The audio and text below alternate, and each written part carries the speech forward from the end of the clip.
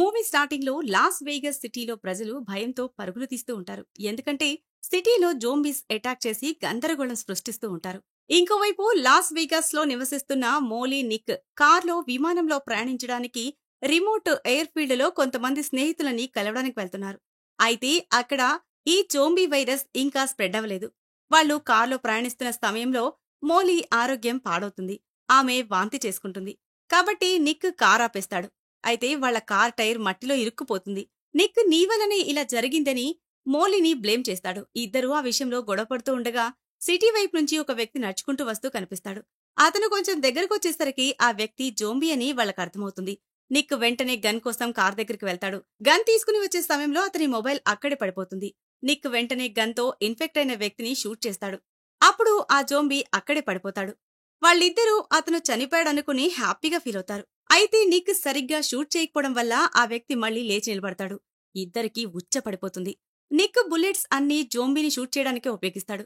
అయినా ఎటువంటి ఉపయోగం లేదు. అతని దగ్గరికి రావడం చూసి ఇద్దరూ వెంటనే వెళ్లి కార్లో కూర్చుంటారు. మోల్ హెల్ప్ కోసం ఎవరికైనా కాల్ చేయమని చెప్తుంది. అయితే నిక్ ఫోను కార్ బయటే పడిపోయింది. కాబట్టి వాళ్ళు చేసేదేమీ లేక ఆ జోంబీ వెళ్లిపోయే వరకు ఎదురుచూస్తూ ఉంటారు. అయితే సాయంత్రం అయినా కూడా ఆ జోంబీ అక్కడి నుంచి వెళ్ళడు. చీకటి పడిన తర్వాత ఆ జోంబీ కనిపించడు. అప్పుడు వాళ్ళు కార్ దిగి మొబైల్ ఫోన్ తీసుకురావాలి అని డిసైడ్ అవుతారు. కొంచెం సేపు తర్వాత మోలీకి ఫోన్ దొరుకుతుంది. అయితే ఈలోగా వెనక వైపు నుంచి ఆ జోంబీ వచ్చి నిక్ ని కరిచి చంపేస్తుంది. అది చూసి మోలీ భయపడి కార్లోకి వెళ్లి తనకు అవసరమైన వస్తువులు తీసుకుని అక్కడి నుంచి పారిపోతుంది. ఉదయాన్నే ఆమె జిమ్మీకి కాల్ చేసి తను రావడానికి ఇంకా కొంత సమయం పడుతుందని చెప్తుంది. అతను వీలైనంత తొందరగా రమ్మని చెప్పి ఫోన్ పెట్టేస్తాడు. తర్వాత మోలీ అక్కడి నుంచి ముందుకు స్టార్ట్ అవుతుంది. ఆమె కార్లో వెళ్ళుంటే అంత ఎక్కువ సమయం పట్టదు. కానీ ఆమె ఫోన్లో లొకేషన్ ఆన్ చేసుకుని షార్ట్ కట్ లో బయలుదేరుతుంది. ఆమె బ్యాగ్ లో చాలా వరకు అవసరమైన వస్తువులు, ఆహార పదార్థాలు ఉన్నాయి. కాబట్టి ఆమె చాలా సులభంగా ఈ ప్రయాణంలో ముందుకు కొనసాగొచ్చు. అదే ధైర్యంతో ఆమె ముందుకెళ్తుంది. అలా కొంచెం దూరం వెళ్లిన తర్వాత ఆమె అలసిపోతుంది. చీకటి పడిన తర్వాత ఆమె ఒక దగ్గర రెస్ట్ తీసుకోవడానికి ఆగుతుంది. అప్పుడామె తన కొడుకు గురించి ఆలోచిస్తుంది. ఆమె కొడుకు తన సిస్టర్ దగ్గరుంటాడు. ఈలోగా జోంబీ అక్కడికి వచ్చి ఆమె మీద అటాక్ చేస్తాడు. అయితే ఆమె విల్ పవర్ తో తప్పించుకుని ఒక ఎత్తైన బండరాయి మీద ఎక్కుతుంది.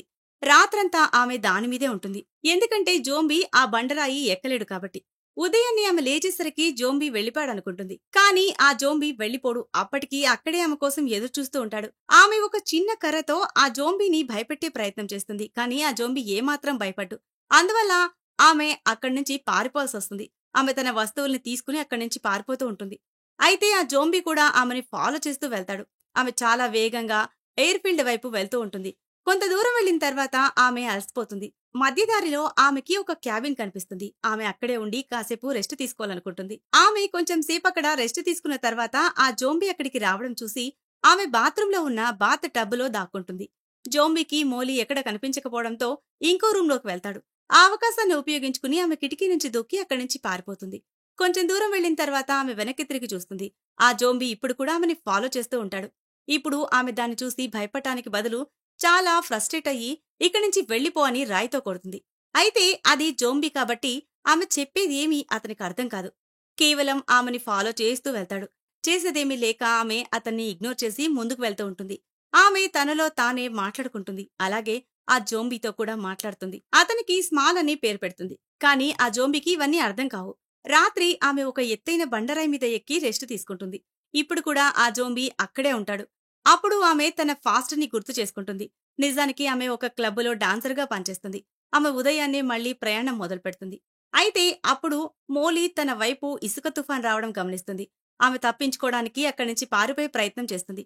అయినా కూడా ఆ ఇసుక తుఫాన్కి జోంబీ, మోలీ ఇద్దరూ దొరికిపోతారు. ఆమెకి స్పృహ వచ్చేసరికి ఆమె బ్యాగ్ గానీ జోంబీ గానీ కనిపించరు. ఇసుక తుఫాన్ వల్ల ఆమె బ్యాగ్ పోగొట్టుకుంటుంది. అప్పుడే ఆమెకి అక్కడ ఒక హైవే రోడ్ కనిపిస్తుంది. అక్కడ ఒక కారు వెళ్లడం గమనించి వాళ్ళని సహాయం అడుగుతుంది. ఆ కార్లో ఇద్దరు వ్యక్తులుంటారు. ఒకరి పేరు జెసన్, ఇంకొకరు టెడ్.